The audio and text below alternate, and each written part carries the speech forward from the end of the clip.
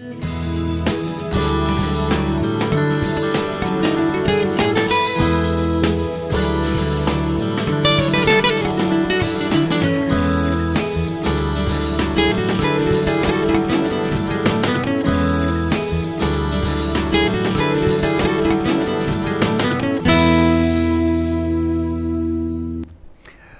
वालेकुम, खुश आमदीद, सुबह खैर तमाम देखने वालों को। प्रोग्राम का नाम है गुड मॉर्निंग कराची और मेरा नाम है मोहम्मद यासर। नाज़रीन, प्रोग्राम गुड मॉर्निंग कराची में मुख्तलिफ़ नौइयत के मामलात और मसाइल के ऊपर गुफ्तगू की जाती है और हमेशा से हमारी ये कोशिश रही है कि अवामी नौइयत के मामलात और मसाइल के ऊपर अपने प्रोग्राम्स में गुफ्तगू करें। मज़ीद मेहमान का तारुफ़ मैं करवा चुका था, सैयद रोशन अली वारसी साहब यहाँ पर तशरीफ़ फरमा है। उनको एक दफ़ा फिर खुश आमदीद कहता हूँ। बहुत शुक्रिया, बड़ी नवाज़िश अंकल, प्रोग्राम में हमें वक्त देने के लिए। और ब्रेक के दौरान बहुत सारे मामलात पर हमारी गुफ्तगू हो रही थी, ख़ास तौर पर जो मौशी सूरत हाल के हवाले से। और हमेशा जब भी आप प्रोग्राम में तशरीफ़ लाए, हमेशा बड़ी मस्बत आपने बात की है और हमेशा मुल्क की जो मौशी सूरत हाल है उसके हवाले से बहुत ज़्यादा पुरुमीद रहे। और उस वक्त भी जब हम इस मामले पर बहुत ज़्यादा तनकीद किया करते थे, आप हमेशा एक बात दोहराते रहे कि जनाब ये बेहतर जो है वो सूरत हाल बहुत जल्द होने वाली है और ऐसी ही कुछ नवी जो है वो हमें मिल रही है। खुदा का शुक्र है, बड़े अरसे के बाद कुछ सूरत हाल में बेहतरी मालूम हो रही है। एक दो जगह मामला यकीनन अभी सूरत हाल में थोड़ी सी ख़राबी है, वो जो मैनेजमेंट के असरात हैं वो अभी भी नज़र आ रहे हैं कहीं कुछ एक जगह पे, तमाम इसके अलावा सूरत हाल में बेहतरी हमें नज़र आना शुरू हो गई है। जी रोशन साहब फरमाइए, क्या कहना चाहेंगे? बिस्मिल्लाहिर्रहमानिर्रहीम। यासर बेटा, बहुत शुक्रिया, आपने इनवाइट किया। देखें, ये तो हमें तो खैर घर से तरबियत मिली है कि कभी भी नेगेटिव सोचो ही नहीं। बहुत खूब। दुनिया में आप आ गए हो, अल्लाह ताला ने जितनी चीज़ें, जितनी नेमतें दी उसका शुक्र अदा करो। बेशक हमारे अंदर जिस चीज़ की कमी है ना, हमारी और हमारी जो हमारे लोग हैं पाकिस्तान के, उनके अंदर सिर्फ शुक्र नहीं अदा करते, अल्लाह की जो नेमतें दी उसका शुक्र नहीं अदा करते। लोग इसी चीज़ का शिकार है कि उसके पास ज़्यादा है, मेरे पास कम है। जब भी इस चीज़ों में अगर आप शामिल हो जाएंगे तो फिर उसके आप आगे नहीं बढ़ सकते। बहुत खूब, बहुत खूब। आप ये सोचें, जिस हाल में अल्लाह ने आपको रखा है ना, उसका शुक्र अदा करें और वेट करें अपनी बारी का। जब बहुत आपकी बारी आएगी अल्लाह आपको बहुत देगा और देता है। अल्लाह कभी बेशक ऐसा इतना वो बखील नहीं है कि अल्लाह ताला किसी को वाह, नवाता नहीं, टाइम आने पर नवाता है। बिल्कुल ऐसा वो ही। सारी नेकियां, सारी मेहनत उसकी जमा हो रही होती है, टाइम आने पर उसका उसको रिजल्ट मिलता बहुत है। खूब। तो अल्लाह का शुक्र है कि ये पहले दिन से मैं बड़ा पुरुम्मीद था और आज भी पुरुम्मीद हूँ। और मैं लोगों से भी कहता हूँ कि पुरुम्मीद रहें। और मायूसी जो है ना वो कुफ्र है। बिल्कुल। तो मायूसी की बातें तो कुफ्र है। जब आप कुफ्र क्यों करते हैं कि हर वक्त बैठ के सिर्फ मायूसी की बातें करना, जबकि आपको पता है कुफ्र है तो नहीं करनी चाहिए। बहुत खूब। आप अच्छी बातें करें। अच्छी बातें करने से आपको, आपकी सेहत सही रहेगी, आपको एनर्जी मिलेगी। नेगेटिव बात करने से आपकी अपनी तबीयत ख़राब होगी, बिल्कुल आप ऐसा, डिप्रेशन में जाएंगे, बहुत आपको बिल्कुल मिलना कुछ ऐसा, भी नहीं है, हासिल कुछ नहीं होना है। कुछ भी नहीं। तो कोशिश करें कि जिस चीज़ से आपको कुछ हासिल हो रहा है वही काम कर लें, अल्लाह को राज़ी कर लें, सब चीज़ें सही हो जाएंगी।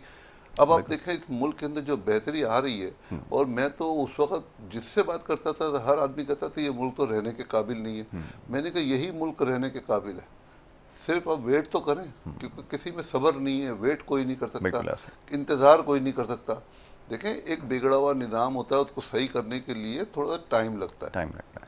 मैंने आपसे कहा था कि कोई ना कोई मर्द मोमिन इस दुनिया में, इस मुल्क में हमारा आएगा। और जब हमारे सिपह सालार साहब जब इधर आए तो मैंने आपसे कहा था अब एक मर्द मोमिन आ गया, अब देखना इस मुल्क की डायरेक्शन सही होगी। टाइम लगता है थोड़ा, मगर हम लोग चाह रहे थे कि बस वो आ गए तो जादू की झड़ी फहराएंगे और फ़ौरन सारे काम हो जाएंगे, ऐसा नहीं। अब माशाल्लाह ग्रेजुअली उन्होंने आने के बाद जो दूसरे मुल्कों से जो मुआहदे किए थे, अब उस पर इम्प्लीमेंट का वक्त आ गया। ज़ाहिर जी एक प्रोसेस होता है, बिल्कुल ठीक है। अपना इंतखाबात का एक अमल होता है, वो कंप्लीट हुआ है।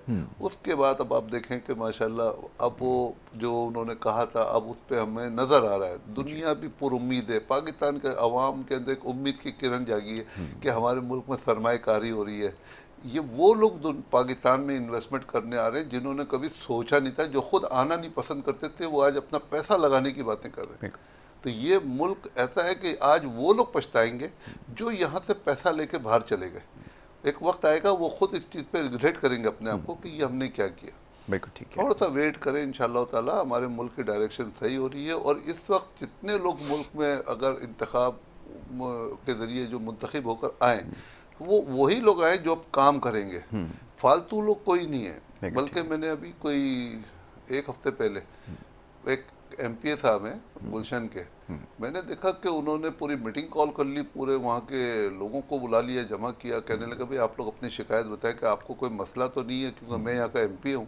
उनका नाम मोहित अनवर साहब। जी जी। उन्होंने कहा कि अगर कोई काम है तो मुझे बताएं। तो लोगों ने अपने मसाइल बताए। उन्होंने कहा मैं इसी आपकी खिदमत के लिए आया हूँ, मुझे इससे सरोकार नहीं कि आपने मुझे वोट दिया है नहीं दिया, जो मेरा काम है मुझे पता है, आप मुझे अपनी शिकायत बताएं कि आपके इलाके में कोई मसला है मुझे बताएं। तो ये एक मिसाल है कि उन्होंने घर घर जा जाके लोगों की खिदमत कर रहे हैं। और इसी तरह से देखें, जैसे अपने मोहसिन नकवी साहब की बात की, वो भी काम कर रहे हैं। ये तो वो नाम है जो कि हमारे सामने है। उसके अलावा भी लोग जो है ना, सब अपने अपनी जगह पे काम कर रहे हैं। कोई ट्रांसपोर्ट का काम कर रहा है, कोई एग्रीकल्चर में काम कर रहा है, हर शोबे में काम हो रहा है। क्योंकि देखिए, जब आप किसी से काम लेना जानते हैं ना, तो नीचे वाले काम करते हैं, और अगर ऊपर काम लेने वाले अगर नहीं होंगे तो नीचे वाले काम नहीं करेंगे। बहुत खूब। तो मेरा ख्याल है कि हम लोगों को उम्मीद रखनी चाहिए अल्लाह ताला से, और हमें अच्छी उम्मीद रखनी चाहिए कि आगे आने वाले हालात हमारे लिए, हमारे बच्चों के लिए बहुत अच्छे होंगे। इंशाल्लाह वो वक्त ज़रूर आएगा जिसकी भी आपने निशानदेही की है कि जिसमें हालात जो है वो बेहतरी की तरफ गामज़न होंगे। इत्मीनान यकीनन रखने की ज़रूरत है। तमाम हुकूमतों की भी ये ज़िम्मेदारी है कि अब जैसे मैं देख रहा हूँ, हम तो काफ़ी अरसे से ये बात करते आ रहे हैं अपने प्रोग्राम्स के ज़रिए, और मैं इससे पहले भी जहाँ काम किया करता था उससे बड़े तवील प्रोग्राम हमेशा करता आया हूँ कि ये आपके पास मौका है। ये बार बार ये बात दोहराता है, ये कोई पहला मौका नहीं है। इससे पहले भी कितनी हुकूमतें आई और चली गईं, बार बार उनको ये बताते रहे कि ये पहला और आखिरी मौका समझ के आप काम करें, वरना सूरत हाल जो है वो आपके बस में नहीं रहेगी, कंट्रोल से बाहर हो जाएगी। बहरहाल अब भी मैं देख रहा हूँ मुख्तलिफ चैनल जो हैं बार बार इस चीज़ की तंबीह कर रहे हैं कि आखिरी मौका, ये हर दौर में होता रहा है। हर दौर में इनको ये बताते रहें कि ये आखिरी मौका है, लेकिन सूरत हाल में बेहतरी नहीं आ सकी। इस सब में ज़रूरी है कि जब भी बेहतरी की तरफ मामला जाता है, उसके बाद कोई ना कोई हम किसी चीज़ का शिकार हो जाते हैं। इससे कैसे बचा जाए? क्या ये सवाल अब हर शख्स ये जानना चाहेगा कि जब बेहतरी की तरफ सूरत हाल माजी में भी कभी गई है तो हम किसी न किसी आप समझ लें कि किसी न किसी एडवेंचर का शिकार हो गए, कभी किसी मसले में फंस गए, कोई सियासी कोई भौचाल आया, तो इससे क्या आप समझते हैं इस दफ़ा महफूज रह पाएंगे? ये तो पेशगोई करना बड़ी मुश्किल है, लेकिन ये जो ट्रैक रिकॉर्ड हमारा बता रहा है कि हर दौर में ही ऐसा कुछ होता रहा है, क्या इस दफ़ा इससे बच सकेंगे? ये ज़रा फरमाइएगा। देखिए, मेरे ख्याल में अब ऐसा कोई मौका नहीं आएगा। अब हमारी एक डायरेक्शन सेट हो चुकी है, और जितने भी तरक्याती जो ममालिक हैं उनकी एक डायरेक्शन होती है, तो उस पर काम करते हैं। जब उनकी डायरेक्शन सही होती है तो उनके यहाँ कोई ऐसा भौचाल नहीं आता। हमारे यहाँ भौचाल पैदा किया जाता है जी। अच्छा, अब भौचाल पैदा कोई नहीं कर सकता, क्योंकि उनको भी सबक मिल गया कि जो भौचाल पैदा करेगा वो खुद ही जो है ना भौचाल का शिकार हो जाएगा। बहुत खूब। अब सिर्फ काम करने वाले लोग हैं जो अपोजिशन में, उनको भी उन्होंने कहा है भाई हाथ पिलाओ, बैठो, काम करो। बिल्कुल सही है। ये मुल्क है ना, ये मुल्क सबका है, किसी एक का नहीं, अपनी ज़ात के लिए नहीं है ये मुल्क। ऐसा ही। ये मुल्क, ये 25 करोड़ अवाम का मुल्क है। जी। हमने चाहे अपोजिशन में हो या पोजिशन में हो, हम सब ने मिलकर इस मुल्क की खिदमत करनी है, बहुत इस अच्छी मुल्क को बात। परवान चढ़ाना है। इस मुल्क के अवाम का क्या कसूर है कि लोग अपनी थोड़ी सी ज़ातियात की वजह से जो है वो अपने पूरे मुल्क को दाव पे लगा देते हैं। गलत बात है। देखें, अब जो सिंसियर लोग जो है हमारे मुल्क में माशाल्लाह काम कर रहे हैं, उनको काम करने दें। और जो काम नहीं करेंगे वो आपको देखेंगे कि जो काम नहीं करेंगे या किसी करप्शन में मुलविस होंगे, अनकरीब आप देखेंगे कि उनकी छुट्टी कैसे होती है, वो भी देखें। और सिर्फ छुट्टी नहीं होगी, फिर उनके साथ होगा क्या वो भी आप देख लीजिएगा। तो करप्शन का तो आप कोई सोच भी नहीं सकता। हाँ, मगर जितने मुंह उतनी बातें। आप कहीं बैठेंगे, लोग आपसे नेगेटिव बातें करेंगे। मैं जब भी कहीं बैठता हूँ लोग नेगेटिव बातें करते हैं, तो मुझे डिप्रेशन होती है कि यार आप नेगेटिव क्यों कर रहे हो? आप अपनी तबीयत खराब कर रहे हो खुद। आप पॉजिटिव बात करो, आपको एनर्जी मिलेगी। नेगेटिव बात करने से तो आपको कुछ हासिल भी नहीं होगा, उल्टा आप डिप्रेशन में चले जाएंगे। और पॉजिटिव बात करें, पॉजिटिव आप काम करें, आप देखें आपको तरक्की मिलेगी। आप सोचें तो सही अच्छा, और खुद सोचें मैंने कुछ करना है। करना कुछ भी नहीं है और सोचें कि दुनिया सब कुछ करके दे देगी, ऐसा कुछ नहीं होता। आपको खुद कुछ ना कुछ करना पड़ता है। अल्लाह से अच्छी उम्मीदें रखें और आप अल्लाह से मदद मांगे, किसी और के ऊपर बेहस ना करें। आपका काम है मेहनत करना, अल्लाह का काम है रिजल्ट देना। बहुत अच्छी बात। किसी को रिजल्ट फौरन मिलता है, किसी को रिजल्ट टाइम पे मिलता है। हम लोग टाइम का इंतजार नहीं करते, हमें रिजल्ट फौरन चाहिए होता है। यही इनकी नाकामी है। यकीन माने, लोग 20-20, 25-25 साल मेहनत करते हैं, कोई रिजल्ट नहीं मिलता। 25 साल के बाद अचानक ऐसा उनको रिजल्ट मिलता है कि वो हैरान रह जाते हैं। तो मतलब सिर्फ ये बताने का मकसद ये है कि इंसान अपने हिस्से का जो काम है करता रहे। जो उसके नसीब में लिखा है अल्लाह देगा, ना उसे कम मिलेगा ना उसे ज़्यादा सुभान मिलेगा। अल्लाह, बहुत अच्छी बात है, मगर बहुत अच्छी आप बात सिर्फ इंतज़ार करें अल्लाह की रहमत का। अल्लाह की रहमत हर वक्त हर जगह है, मौजूद है, मौजूद है। अल्लाह हर इंसान के लिए बेहतर सोचता है। यकीनन किसी को ऐसा ही रिजल्ट फ़ौरन देता है, किसी को वक्त आने पे देता है। है, बेशक हम ऐसा ही नहीं है। समझ पाते अल्लाह की हिकमत को, कि अल्लाह ताला नई गाड़ी आप लेते जाते हैं बंद हो जाती है, आपको नहीं जी, पता आगे किस मुसीबत से अल्लाह किस ने मुसीबत बचाना से है। एक बचाए। मिसाल है ये। आपने बिल्कुल सही इसी कहा। तरीके से दुनिया के अंदर हमारे जो मामलात हैं, हमको अल्लाह पे भरोसा करके शुक्र अदा करना चाहिए, जिस हाल में है ना शुक्र। और हमेशा अल्लाह से दुआ करना चाहिए अल्लाह ताला नागहानी से बचाए, परेशानी से बचाए, इलाही। अपनी मदद हमेशा शामिल हाल रख और किसी का मोहताज ना कर, और शुक्र अदा करने की तौफीक अता फरमाते। बस ये दो चार चीज़ें इंसान अपनी ज़िंदगी का हिस्सा बना ले ना, वो ज़िंदगी में कभी परेशान होगा ही नहीं। वो बोलेगा बिल्कुल मेरे ठीक है, से ज़्यादा अमीर कोई नहीं है। ऐसा ही है। अच्छा, अब क्योंकि आप हैं, आपकी मौजूदगी का फ़ायदा उठाते हैं, ज़रा अब बात हो जाए प्रॉपर्टी के हवाले से ना, रियल एस्टेट के हवाले से लोग बड़ा दिलचस्पी लेते हैं, बड़े सवालात भेजते हैं कि अभी अचानक से जब सूरत हाल ख़राब हुई तो वो जो प्रॉपर्टी थी वो एकदम से रुक गई, सेल परचेज़ रुक गए, नई रेगुलेशंस आ गई, टैक्सेस इतने ज़्यादा लगा दिए गए। अब वो टैक्सेस से तो बहरहाल अभी तक जो है वो हमारा मामला ठीक नहीं हो सका। अभी हम देख रहे हैं बहुत सारे लोगों को फायर भी किया गया FBR से, और बहुत सारे और मामला चल रहे हैं। इसको कैसे बेहतर बनाया जाए कि इसमें जो लेन देन है, ख़ास तौर पे शहर कराची के अंदर तो बहुत ज़्यादा इसकी क्योंकि डिमांड है, तो इसके ऊपर काम किया जाए, चीज़ों को ठीक किया जाए, और बहुत सारे मसाइल की आप निशानदेही करते रहें। इस दफ़ा सूरत हाल कैसी नज़र आ रही है, कैश में भी कोई बेहतरी की उम्मीद है, ये ज़रा फरमाइएगा। देखिए, ये टैक्सेस का जो मामला है जी। और जो प्रॉपर्टी जो इस वक्त रुकी हुई है, जो चल नहीं रही है, मेरे ख्याल में ये बिल्कुल जेन्युइन इस वक्त मार्केट है। ठीक इसको नहीं चलना ही बेहतर है। है, ठीक है, हालांकि कुछ लोग इस चीज़ से इत्तेफाक नहीं करेंगे, मगर मैं कह रहा हूँ नहीं चलना बेहतर है। बिल्कुल ठीक है। असल में एक प्राइस होती है ना, तो जो बिल्डर होते हैं या जिन्होंने इन्वेस्ट किया होता है वो चाहते हैं कि हमारी डबल हो जाए। जी, तो वो डबल प्राइसेस होना हल रैशनलाइज नहीं हो है। जाएंगी, बिल्कुल सही है डबल आप। होना हल नहीं है। अगर ऐसा होता तो पूरी दुनिया में प्रॉपर्टियां डबल ट्रिपल हो रही होती ना। बिल्कुल ठीक है। ये मतलब इस तरीके से होना चाहिए कि जो अनडॉक्यूमेंटेड मनी है ना, उनको कंट्रोल करने के लिए इसकी प्राइस बढ़ाई गई है जी, और टैक्सेस लगाए गए हैं कि जो जितने भी अनडॉक्यूमेंटेड जो जो पैसा है ना, उसको डॉक्यूमेंटेड किया जाए। बिल्कुल ठीक। और ये फेयर मार्केट वैल्यू पे ये प्रॉपर्टी को सेल परचेज होना चाहिए।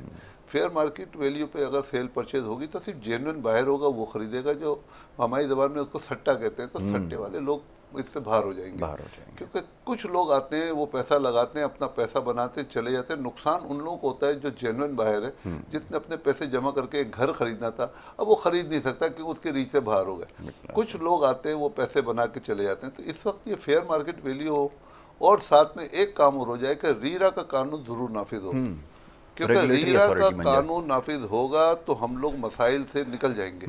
यह जितने 2 नंबर लोग जो कि प्रॉपर्टी का काम करते हैं, वो मतलब वो फिर काम इस तरीके से नहीं कर सकते। जब रीरा का कानून होगा, वो कानून है, आपको उस कानून के तहत ही काम करना पड़ेगा।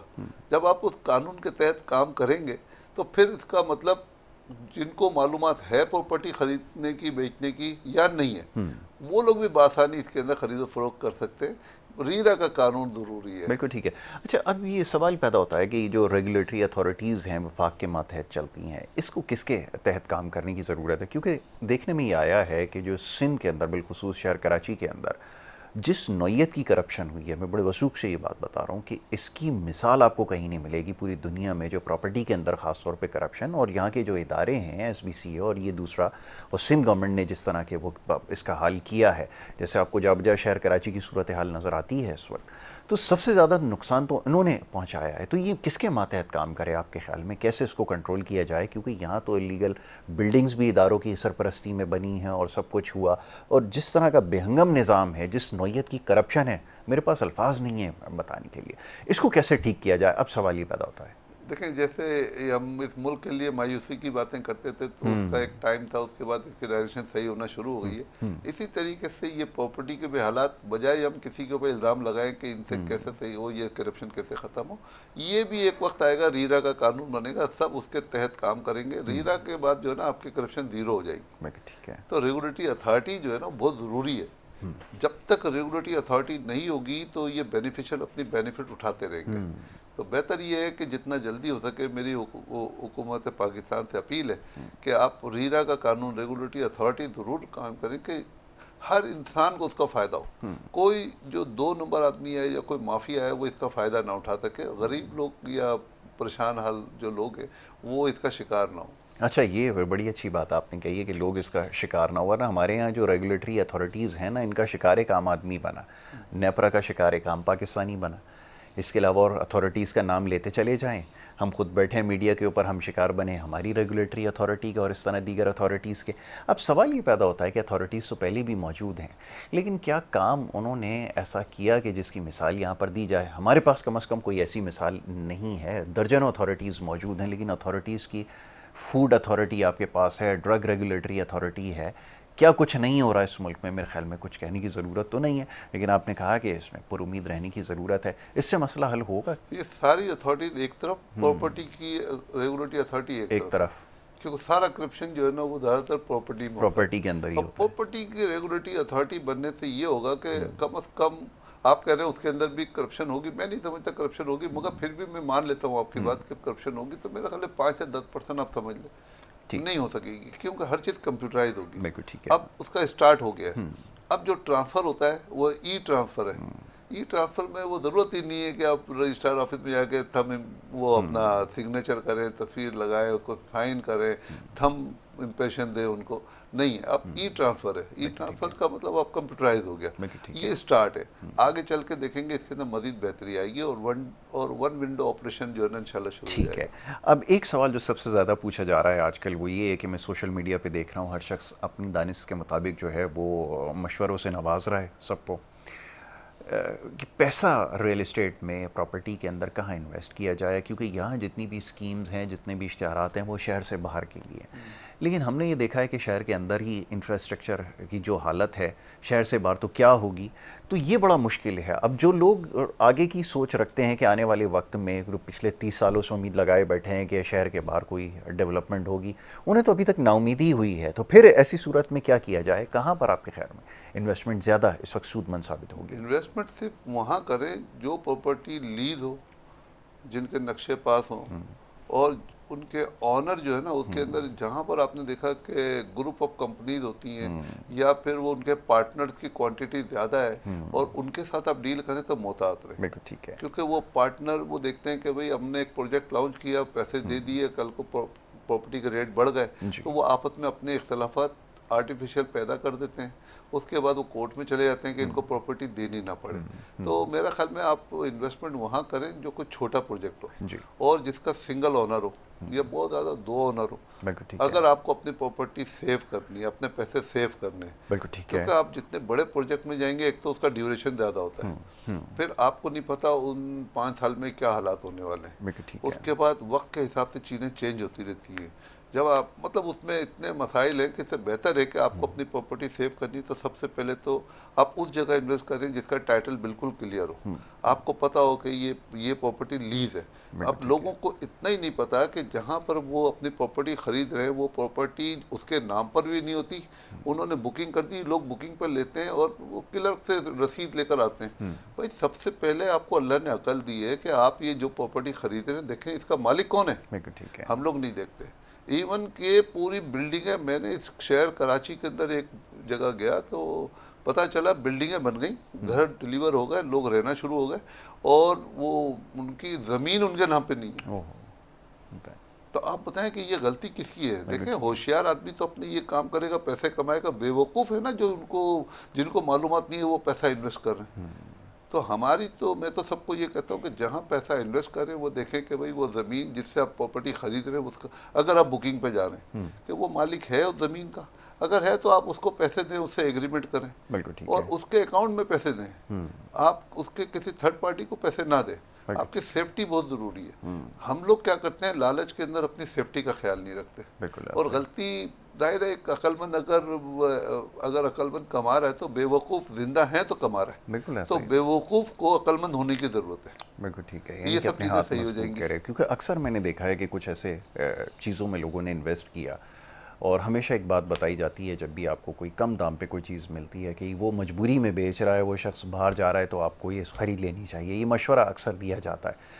तो मैं अक्सर लोगों को ये राय देता हूँ कि सबसे पहले तो आपके कान उसी वक्त खड़े होने चाहिए कि अगर कोई शख्स कहे ये बेच कर बाहर जाने की कोशिश कर रहा है, तो आप ये जानने की कोशिश करें कि इसके पीछे वाक़ईतन यही मसला है या कोई और वजह है, वो कोई अपनी चीज़ को इतने कम दाम के ऊपर क्यों बेचने की कोशिश कर रहा है। अक्सर लोग इसका शिकार हो जाते हैं, बल्कि बहुत सारे लोग हैं इसका बिल्कुल शिकार हुए। बिल्कुल कैसे इन चीज़ों से बचा जाए, और आपके मुशाहिदे में क्या चीज़ें आई हैं, आपने क्योंकि हमसे ज़्यादा इस मामले को देख रखा है, तो ये ज़रा फरमाइएगा कि ऐसा क्यों होता है। जी देखिए, दुनिया में डिमांड एंड सप्लाई होती है। बिल्कुल, आपने सही जब डिमांड ज़्यादा है और सप्लाई कम है तो प्राइस ऊपर जाती है। बढ़ जाएंगे। तो फिर वहाँ पर कोई भी आदमी अपनी प्राइस जो कम करता है ना, बहुत ही नॉमिनल प्राइस कम करता है, तो उसकी चीज़ फ़ौरन बिक जाती बिल्कुल है। ऐसा ही। अब मार्केट में अगर फ़र्क करें कि सप्लाई ज़्यादा है जी। और कोई साहब बेचने के लिए कोई चीज़ आते हैं, अब एक चीज़ 4 करोड़ की है, अब वो एक साहब 4 में अपनी भी चीज़ बेच रहे हैं, नहीं बिकेगी क्योंकि ठीक वहाँ है। ऑलरेडी चीज़ें मौजूद हैं। जी। तो उसमें 20-25 लाख का फ़र्क होता है बस, के बाद 20 से 25 लाख या मैक्सिमम 50 लाख का फर्क है तो चीज़ बिकेगी। अगर वही 4 करोड़ की चीज़,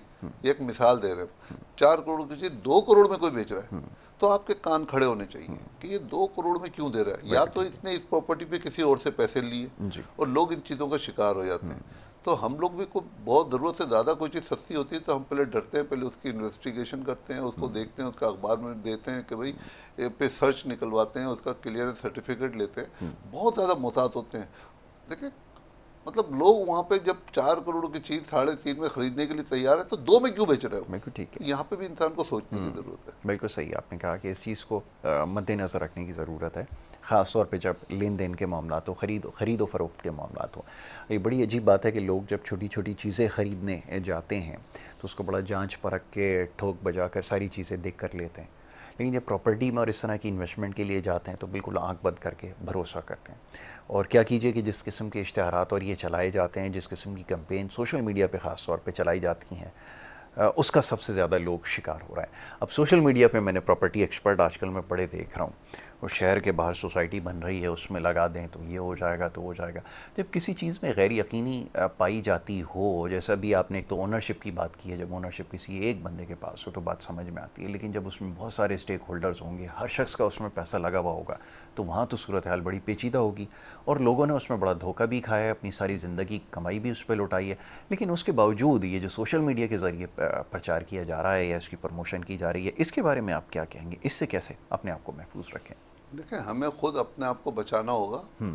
एक शातिर आदमी है, वो तो एडवर्टाइजमेंट और सोशल मीडिया का फ़ायदा उठाते हुए वो तो अपने काम कर रहा है। बिल्कुल ठीक अब है। हम फंसते क्यों हैं? जी। हम लालच में फंसते हैं। बिल्कुल ऐसा ही। हमें इतने सुनहरी बाग दिखाए जाते हैं। अब तो यहाँ तक हो गया कि सिर्फ आप 5,000 रुपये बयाना दे दें और अपनी चीज़ बुक कर लें। बिल्कुल ऐसा ही, आपने बिल्कुल सही कहा।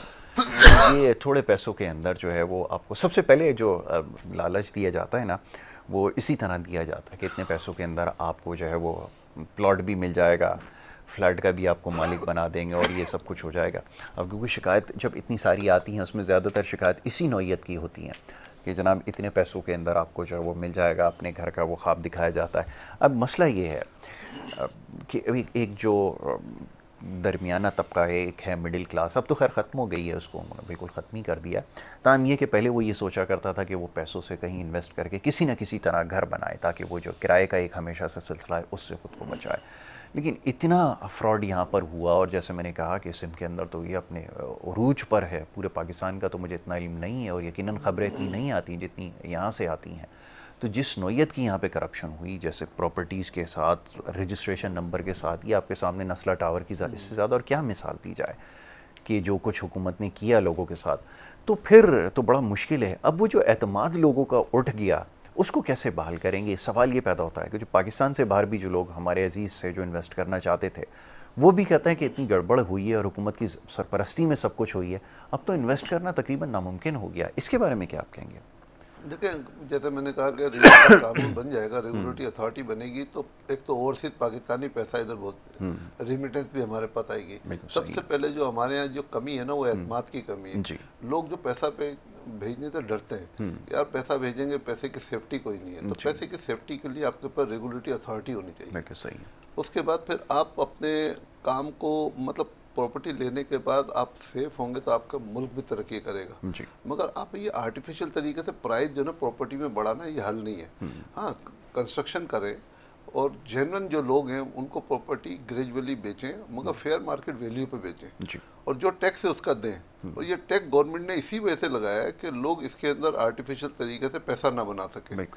वो तो इसलिए हमारी भी समझ में आ गया कि हालांकि हमें भी इससे बड़ा लोगों को परेशानी है, सेल परचेज कम हो गई है बिल्कुल। और टैक्सेस बढ़ गए, मगर उसकी वजह ये समझ में आई कि ये नहीं करते तो ये जो जिनके पास जो ब्लैक मनी जिसको कहते हैं, अनडॉक्यूमेंटेड मनी जो होती है, वो फिर इसके अंदर पार्क होना शुरू हो जाती है। तो उनका बेसिकली बंदोबस्त करने के लिए इन्होंने टैक्सेस भी बढ़ा दी है और इसकी जो जो मार्केट वैल्यू है ना वो बढ़ा दी। पहले आप प्रॉपर्टी की वैल्यू जो ना 1 करोड़ रुपए होती थी और उसकी फेयर मार्केट वैल्यू 20 करोड़ रुपए होती थी, तो इतना फर्क था।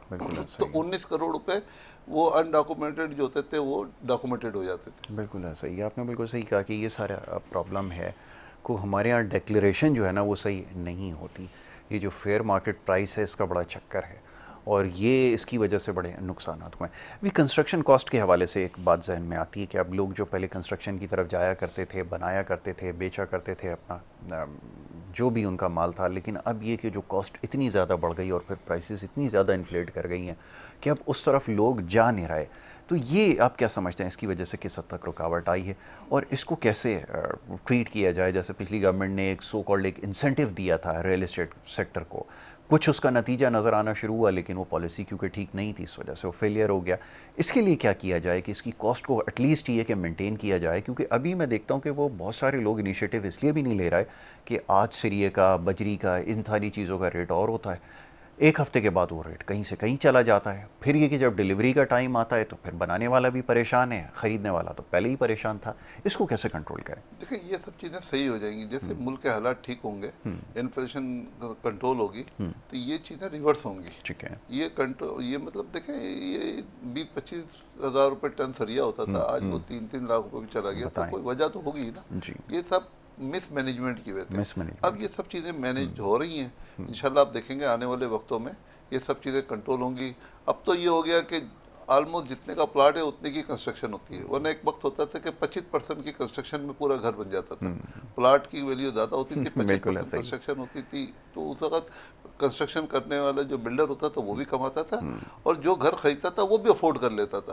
अब मुश्किल हो गया, बिल्डर बना के जो पैसा लगाता है उसके बाद वो सोचता है कि इसके बाद मुझे इतना नफा मिलना चाहिए, उसके पैसे स्टक हो जाते हैं। अब वो कंस्ट्रक्शन कर नहीं रहा। अब नहीं करने की वजह से क्या हो गया कि डिमांड बढ़ जाएगी, सप्लाई कम हो जाएगी, तो जिसकी वजह से बेरोजगारी भी होती है। हालांकि देखें पाकिस्तान में मेरे ख्याल में सेकंड लार्जेस्ट जो हमारी एम्प्लॉयमेंट है वो ये कंस्ट्रक्शन इंडस्ट्री में आई है। बिल्कुल सही।